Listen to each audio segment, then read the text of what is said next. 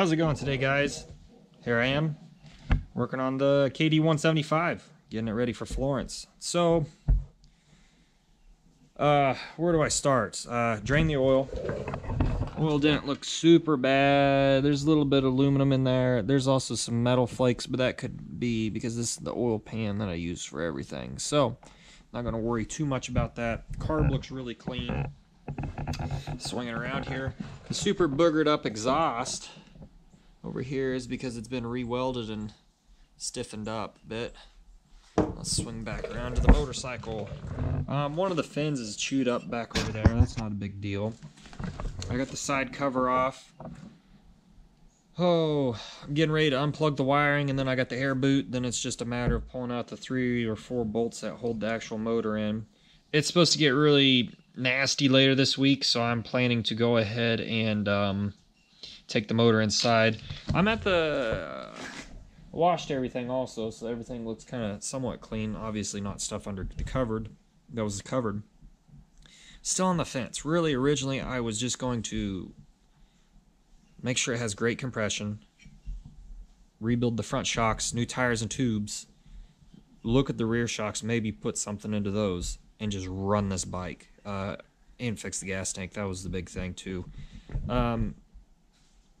But at the same time, I don't want to get to the starting line, run 2 laps, or even run for 10 minutes, and then the bike just disintegrate because it's had a very hard life. I mean, how many bikes have an exhaust pipe that's welded back together? Or the fact that the frame is cracked here as well as down here.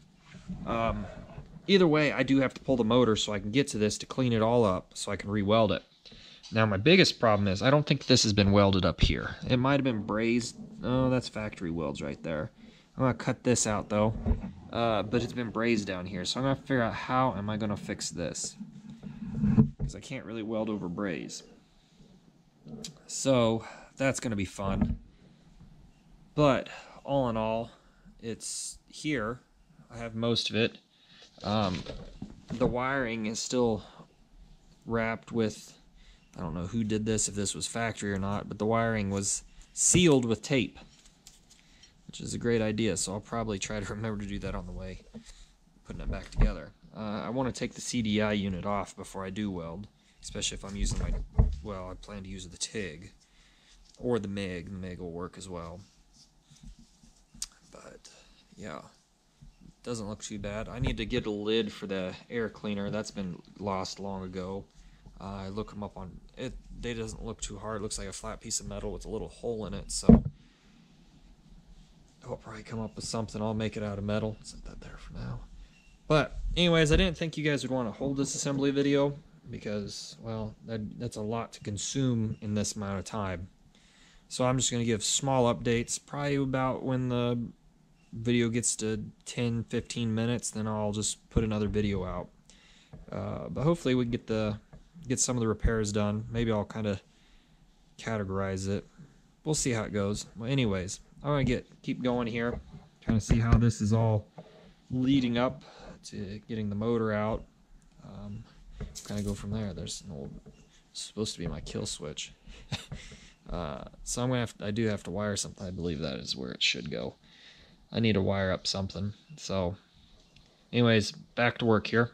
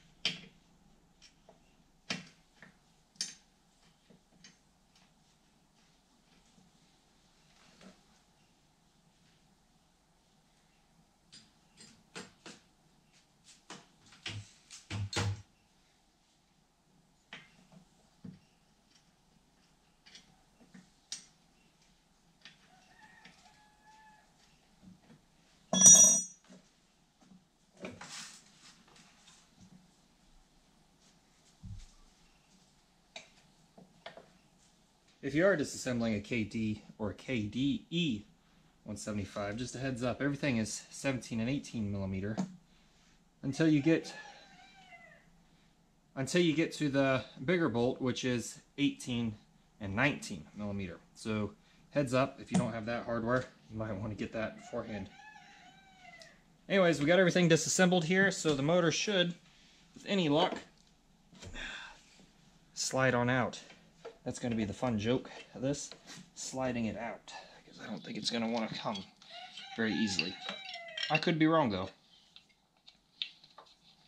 Have a rooster crowing at us. I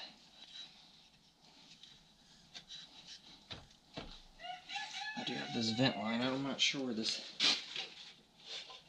line goes. Just a breather down here. Okay, that's not a big deal. That's disconnected. I'm gonna try to push this back and out of the way. Okay. All right. There we go.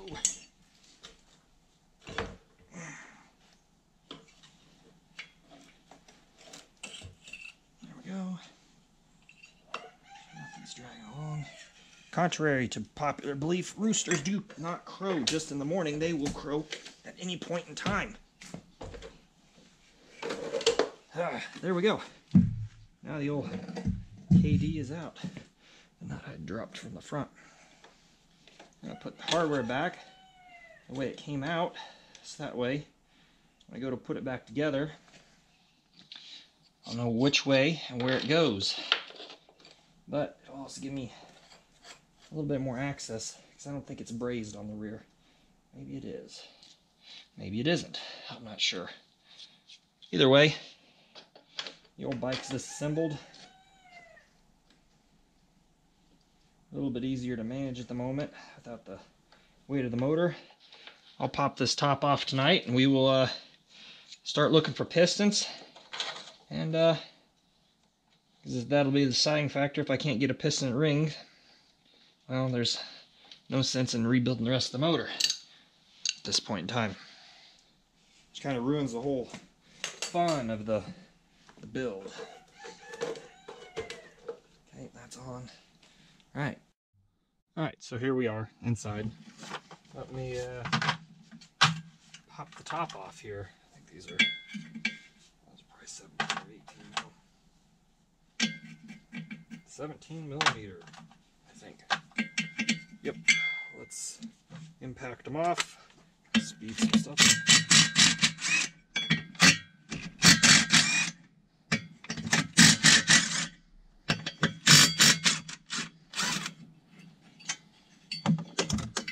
Fortunately, nothing broke. I had a F11 once that did that. That kind of stunk a little bit. Okay. The head there. This should... There's no ridge.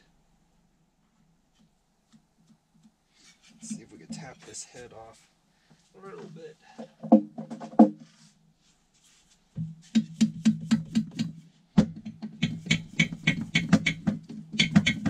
It's coming just very slowly.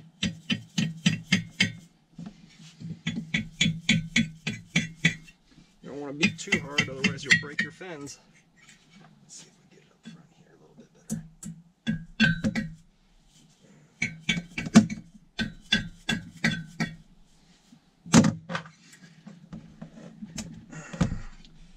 I'll move my Triumph out of the way.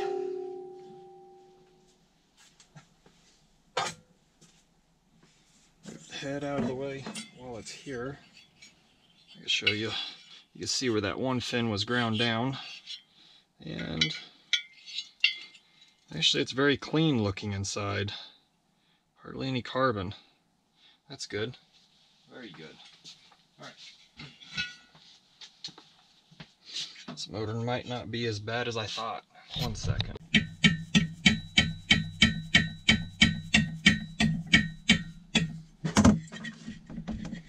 Okay, one side is loose. There we go. And sliding it off. Let me turn on the light and I'll be right back. Now, I don't know Ooh, there's a big score mark right there in this bore. Ooh, that looks terrible. Let's see if I can get a light on it where you guys can see it too. You can see right there, it scored the cylinder up a couple spots. The whole ring right around there. Well, I'll check the size of the bore, because I'm not going to be able to hone that out. That's going to have to be machined if I do decide to. This is pretty carboned up. I don't have a wire brush. Now I got a brass brush over here. Let's try this.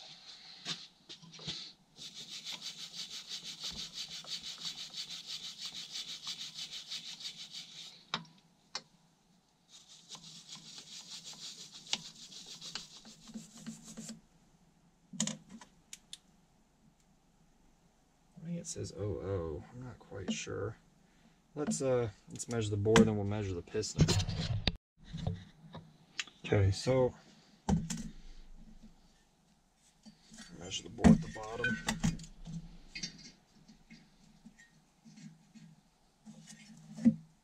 Looks like it's 6'2".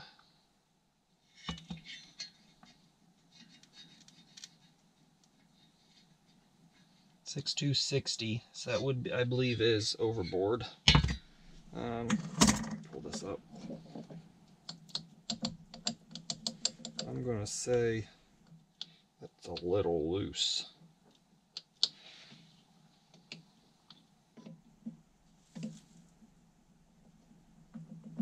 Oh, this is pretty loose.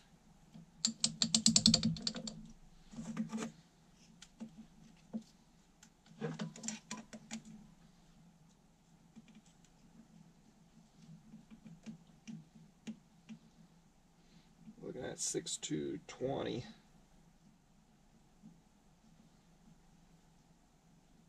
I think. Yep, I'm gonna have to look at the Kawasaki manual and figure out where we're at. Okay, so I got my Climber Kawasaki manual out, which is really nice to have. According to this, standard bore should be 61.5. I'm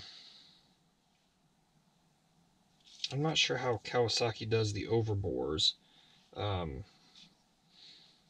but it should be 2. I got metric. Let's clean this real quick and we'll double check here.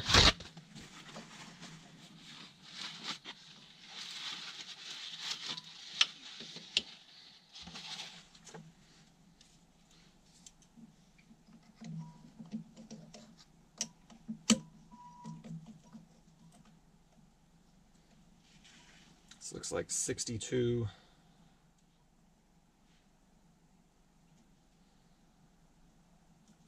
62.25. So I'm wondering if this is a 20 over. I tried looking at my eBay history and I could not find what I bought. It was all my history goes back to 2012, and I know I bought this way before 2012. So I have to do some figuring here, try to figure out what my actual bore and stroke is. But first, I need to see if someone can either reline this or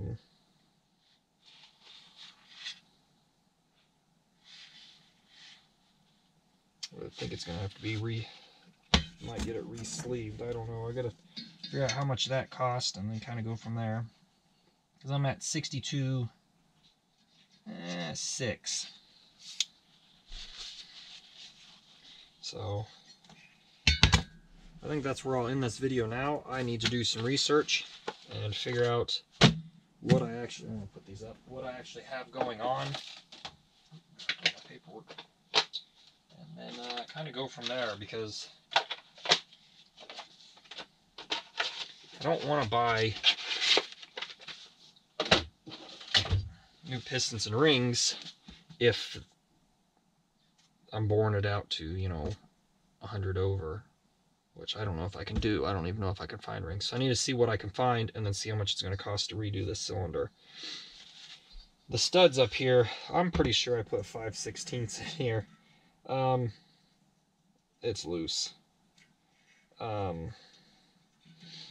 Might just be easier for me to look for a new cylinder at this point. This thing's all beat up in here. I don't know that it'll actually seal. So I'll see what I can find, then compare costs, and kind of go from there. I'd like to really run the original, but if I can't, I can't. So I think I'm going to end this video here. It's kind of a shorter video, but hopefully it gives you a glimpse at what's going on. At the meantime, I'll probably go ahead and clean this up. I went ahead and bought a new shifter shaft for the this motor, because I know, I'll show you why here in a second, but I kind of already know that it's messed up. Again, I don't want to get into the race and then find out my shifter's gone, because I thought I was a smart kid at the time. Of course, this has been broken off and rewelded. The spline's all rounded off, so I put a zip tie in there and crushed the heck out of it. You can see it. It works. Not so much. So I bought a whole new shifter shaft. Fortunately, Kawasaki F7s use the same shifter shaft, so go ahead and replace that. I get this all cleaned up, so at least I have a clean motor to work with. I'm probably going to try to